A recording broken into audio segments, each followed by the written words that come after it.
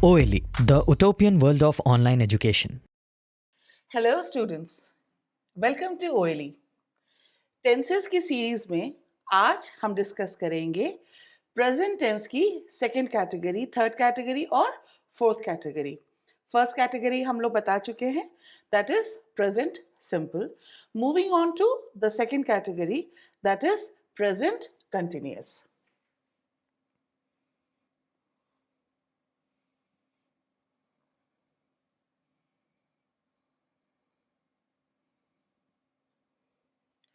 Present continuous की दो auxiliaries होती हैं। ऑक्सिलरीज का हमेशा मतलब होता है हेल्पिंग वर्ब्स, वो वर्ब्स जो मेन वर्ब को सपोर्ट करते हैं, हेल्प करते हैं कोई भी सेंटेंस बनाने में। तो प्रेजेंट कंटिन्यूअस की ऑक्सिलरीज तीन होती हैं my dear students. Is is always used with a singular subject, जैसे she, he, singular. Am is used with I. Are is used with plural, बहुवचन, या you. अब आप कहेंगे कि you तो सिंगुलर है, लेकिन you एक एक्सेप्शन है कि इसके साथ ऑक्सिलरी लगती है प्लूरल वाली, यहाँ पे आर लगेगा। ठीक है, अच्छा। पास्ट प्रेजेंट कंटिन्यूअस हम लोग यूज कब करते हैं? प्रेजेंट कंटिन्यूअस का मतलब ही होता है वर्तमान समय में कोई काम लगातार चल रहा है। जैसे मैं आपको पढ़ा रही हूं, तो आई एम टीचिंग।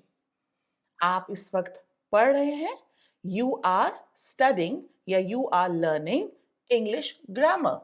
तो अभी जो काम लगातार चल रहा है, खत्म नहीं हुआ है। काम लगातार चलने का जो भाव है, the work is in progress, it's incomplete and it's still continuing, then we use present continuous. चलिए हम लोग स्टार्ट करते हैं, जैसा हमेशा हम लोग करते हैं। पहले बात करेंगे पॉजिटिव सिंटैक्स की। पॉजिटिव सिंटैक्स का क्या मतलब होता है? पॉजिटिव सिंटैक्स का मतलब होता है कोई काम हो रहा है। तो नेचुरली सब्जेक्ट से हम शुरुआत करेंगे।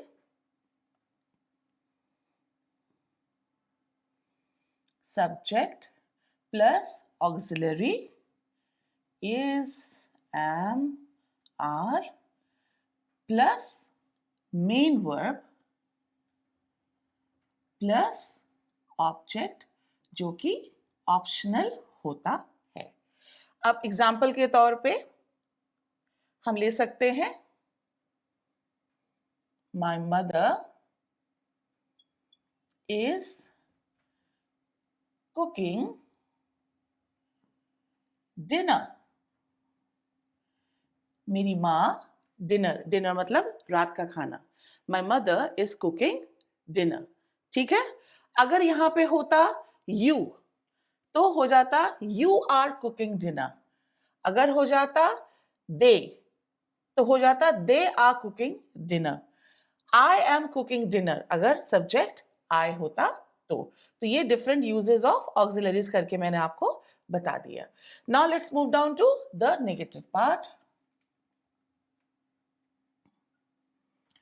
नेगेटिव में नेचुरली क्या लगता है? नॉट। तो सेंटेंस कैसे बनेगा? My mother is not cooking dinner। ठीक है ना, My mother is not। तो मैंने पॉजिटिव सेंटेंस को नेगेटिव कैसे बनाया? इज नॉट को जोड़ के। इसका कॉन्ट्रैक्शन क्या होगा?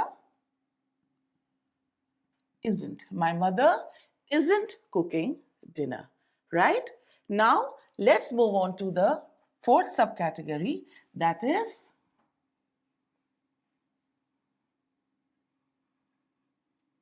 interrogative। Interrogative can also be negative, इसीलिए हम ब्रैकेट में नेगेटिव लिख रहे हैं। अगर सेंटेंस नेगेटिव होगा तो हम नॉट लगाएंगे, अगर सेंटेंस पॉजिटिव होगा तो हम नॉट नहीं लगाएंगे। Interrogative sentence is always a question which has a short answer like yes or no. Interrogative statement always starts with an auxiliary verb. यहां पे auxiliary verbs क्या है?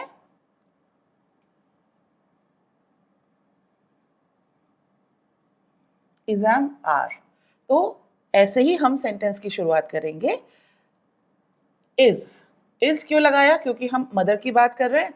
तो is your mother. एक्चुअली यहाँ पे माई की जगह हम योर क्यों लगाएंगे? क्योंकि आप खुद से तो नहीं पूछेंगे ना, क्या मेरी माँ खाना पका रही है?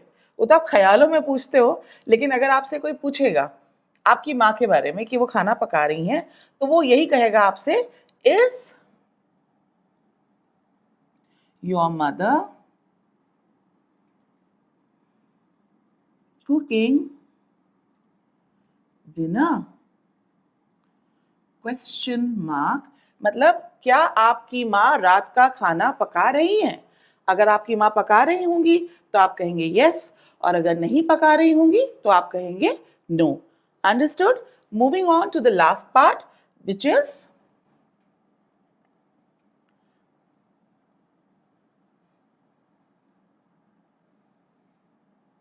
Double interrogative, optionally negative. तो डबल इंटेरोगेटिव वो सवाल होते हैं जिनका की जवाब केवल यस और नो में नहीं आता है. इनका जवाब डिस्क्रिप्टिव होता है, कारण बताना पड़ता है, मेथड बताना पड़ता है. कोई क्वेश्चन का आंसर डिटेल्स में है, सिर्फ हाँ या ना में नहीं आ सकता. तब हम डबल इंटेरोगेटिव क्वेश्चंस की मदद लेते हैं. तो इसकी शुरुआत हम कैसे करेंगे? क्वेश्चन वर्ड से. तो क्वेश्चन वर्ड यहाँ पे क्या ले? जैसे कि आपकी माँ खाना कब पकाती है? कब पका रही है? काट दीजिए.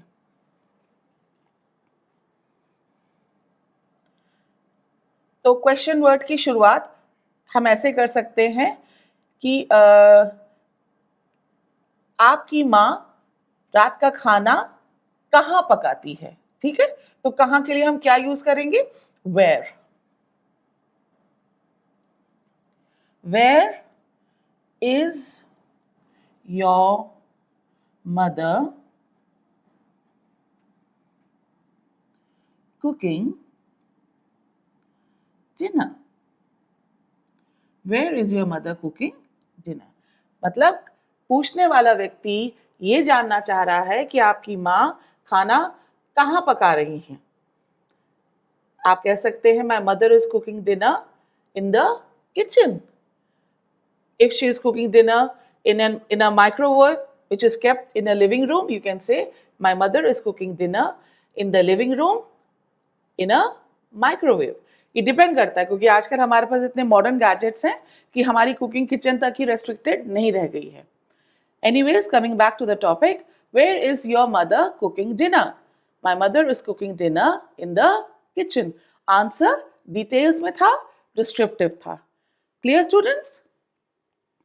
तो यहां खत्म होता है हमारा second category, that is present continuous. Moving on, let's move on to the third category, that is present perfect. Now let's move on to present perfect.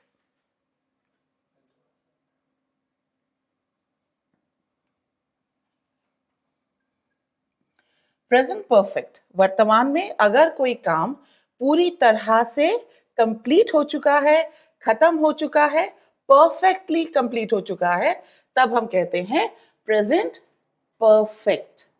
The work is done, the work is complete, the work is finished.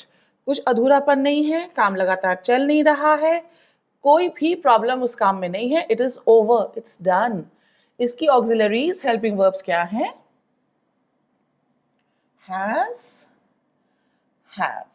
has कब use होता है? जब subject singular हो. have कब होता है use?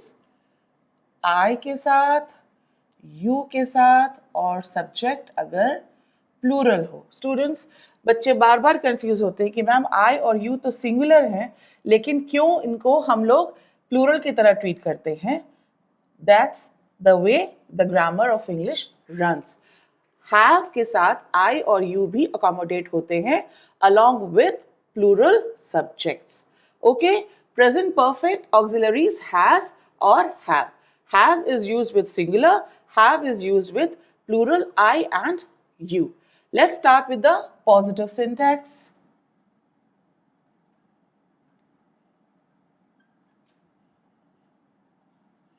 Positive syntax में हम लोग subject के साथ has या have, डिपेंडिंग की सब्जेक्ट सिंगुलर है या प्लूरल है, आई है या यू है, प्लस यहां पे ध्यान दीजिएगा वर्ब, मेन वर्ब की थर्ड फॉर्म लगती है. ऑब्जेक्ट ऑप्शनल होगा क्योंकि बिना ऑब्जेक्ट के भी सेंटेंसेस बनते हैं. Subject plus has plus have plus verb third form plus object. चलिए एक एग्जांपल लेते हैं. My brother has visited Mumbai.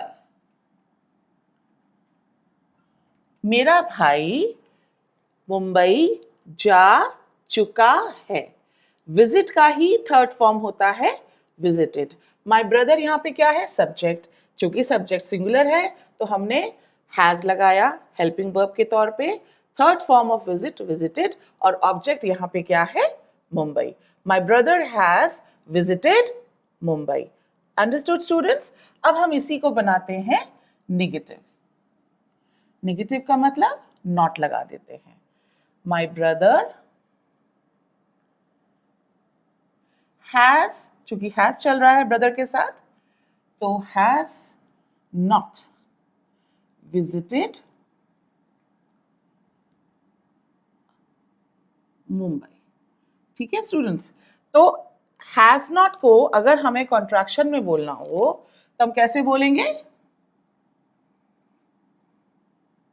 hasn't. My brother hasn't visited Mumbai. Right? ये हो गया हमारा negative syntax of present perfect. Moving down, let's start with interrogative, which can also be negative. Interrogative statement sentence is a question which has a short and sweet answer, yes or no. तो अब इसकी शुरुआत हम किससे करेंगे? Rule क्या कहता है? रूल कहता है इंटरोगेटिव स्टेटमेंट्स की शुरुआत, जो कि क्वेश्चंस होते हैं, इनकी शुरुआत हमेशा होनी चाहिए हेल्पिंग वर्ब से. हैज या have depending on the subject plus subject, उसके बाद उसी अकॉर्डिंग हमारी थर्ड फॉर्म प्लस ऑब्जेक्ट अगर जरूरत है तो. चलिए अब ब्रदर को हमने सब्जेक्ट की तरह ट्रीट कर रहे हैं तो हैज. अब यहां पे फिर से आप खुद से तो नहीं पूछ रहे ना कि has my brother visited Mumbai. नहीं, ये नेचुरली कोई और आपसे पूछ रहा होगा. Has your brother visited Mumbai? The answer will be yes, because आप कब से यही कह तो रहे हैं कि my brother has visited Mumbai. अगर आपको नेगेटिव मेंटेन करना है तो कह सकते हैं no, my brother hasn't visited Mumbai. ठीक है? Has your brother visited Mumbai? Answer will be yes or no. Coming down to the last subcategory, that is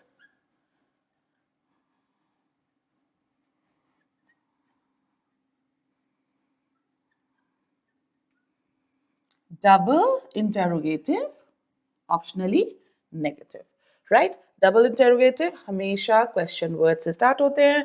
question mark लगता है लास्ट में. इनके द्वारा पूछे गए सवालों का जवाब हमेशा डिटेल्स में होता है, डिस्क्रिप्टिव होता है. तो हम एक क्वेश्चन बनाते हैं क्वेश्चन वर्ड यूज करके. तो अब आपने कहा कि my brother has visited Mumbai, तो पूछने वाले को मन में आया कि पूछूं कि कब विजिट किया था.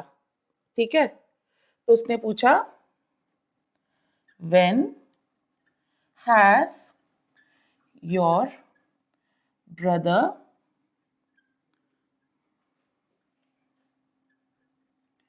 visited मुंबई। नेचुरली वो ये पूछ रहा है कि आपके ब्रदर ने कब विजिट किया था। When has your brother visited Mumbai? तो आप बता देंगे वो टाइम, वो समय, डिटेल्स में, डिस्क्रिप्शन में। ठीक है स्टूडेंट्स, तो यहां हमारा प्रेजेंट परफेक्ट बॉक्स कैटेगरी खत्म होती है पॉजिटिव, नेगेटिव, इंटेरोगेटिव और डबल इंटेरोगेटिव के साथ। अब हम आते हैं प्रेजेंट टेंस की लास्ट कैटेगरी में, that is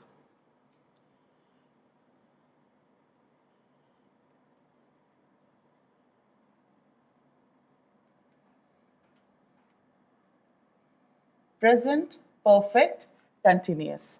present perfect continuous वो कैटेगरी होती है जिसमें कि काम लगातार ही चल रहा होता है। इसमें भी काम प्रेजेंट कंटिन्यूअस की तरह ही काम लगातार चल रहा होता है। परफेक्ट वर्ड लगाने का मकसद, परफेक्ट वर्ड लगाने की वजह ये होती है कि हमें ये पता चल चुका होता है कि ये काम कितने समय से एग्जैक्टली या अवधि के रूप में कितने समय से ये काम लगातार चल रहा है। यही फर्क है प्रेजेंट कंटिन्यूअस में और प्रेजेंट परफेक्ट कंटिन्यूअस में। अदरवाइज दोनों का भाव लगभग सेम होता है। तो इसकी ऑक्सिलरीज क्या है? has, have, been, has been या have been। और टाइम का परफेक्शन दिखाने के लिए हमें जोड़ना पड़ता है इसमें since, for प्लस टाइम। इसी को जोड़ने से पूरा का पूरा प्रेजेंट कंटिन्यूअस परफेक्ट बन जाता है। ठीक है स्टूडेंट्स, अब सवाल ये उठता है कि सिंस कहाँ लगाएंगे और फॉर कहाँ लगाएंगे। दोनों में कंफ्यूजन हो सकता है। तो सिंस हम तब लगाते हैं जब हमको एग्जैक्टली ये पता हो कि ये काम कितने समय से, एग्जैक्ट मतलब 2 बजे से, 4 बजे से, 28 तारीख से, 29 तारीख से, फरवरी से, जनवरी से पता है हमें कि एग्जैक्टली किस पॉइंट ऑफ टाइम से वो काम शुरू हुआ है। इसीलिए हम लोग इसको ये भी कहते हैं पॉइंट ऑफ टाइम। और फॉर कब लगाते हैं? जब हमें एग्जैक्टली तो नहीं पता है कि कब से ये काम शुरू हुआ है, लेकिन ये पता है कि कितने पीरियड से ये काम शुरू हुआ है। तो फॉर कब लगता है? जब पीरियड ऑफ टाइम हो। चलिए एग्जाम्पल के थ्रू समझते हैं। पॉजिटिव सेंटेंस पहले बनाते हैं। पॉजिटिव पॉजिटिव बनाने के लिए हमें सब्जेक्ट चुनना पड़ेगा। तो सब्जेक्ट हम चुन लेते हैं रोहन। रोहन कोई काम लगातार इतने समय से कर रहा है, हमें ये दिखाना है। ठीक है, पॉजिटिव में। तो रोहन जो कि सिंगुलर है, has been talking since 2 o'clock। Rohan 2 बजे से बात कर रहा है। और हमें अगर यही कहना है कि रोहन 2 घंटे से बात कर रहा है, तो Rohan has been talking for 2 hours। 2 घंटे कब शुरू हुए नहीं पता, इसीलिए for 2 hours। अब नेगेटिव पे आ जाते हैं। नेगेटिव भी कैसे बनेगा? नेगेटिव बनेगा जब इसी पॉजिटिव में हम नॉट जोड़ देंगे, राइट? तो Rohan has not been talking since 2 o'clock। Rohan 2 बजे से बात नहीं कर रहा है। हो गया नेगेटिव। क्या जोड़ा हमने यहाँ पे? नॉट। अब हम बनाते हैं इंटेरोगेटिव। इंटेरोगेटिव स्टेटमेंट का मतलब वो स्टेटमेंट जिससे सवाल पूछते हैं।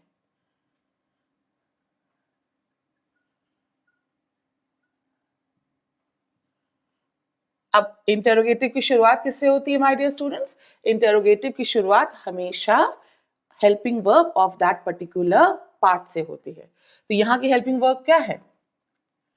Has Rohan been talking since 2 o'clock, right? Has Rohan been talking since 2 o'clock? आप ध्यान दीजिएगा, has been बट गया है, स्प्लिट हो गया है, इसके बीच में आ गया है रोहन। हम has been साथ नहीं यूज करेंगे। Has Rohan been talking since 2 o'clock? ठीक है, ये हो गया क्वेश्चन। तो इसका जवाब होगा yes और no। अब हम आते हैं डबल इंटेरोगेटिव पे, which can also be negative। अब डबल इंटेरोगेटिव का जो सवाल होता है वो हमेशा बनता है क्वेश्चन वर्ड से, क्योंकि इसका जवाब डिस्क्रिप्टिव होता है। अब रोहन 2 घंटे से बात क्यों कर रहा है या 2 बजे से बात क्यों कर रहा है? टीचर को गुस्सा आया। Why has Rohan been talking since 2 o'clock? Rohan 2 बजे से बात क्यों कर रहा है? रोहन बोर हो रहा था, टीचर क्लास के बाहर गई हुई थी, इसलिए वो बात कर रहा था। So this is how we make positive, negative, interrogative and double interrogative sentences in present perfect continuous. We come to the end of today's chapter. I hope you enjoyed today's discussion. See you again. Bye-bye till then.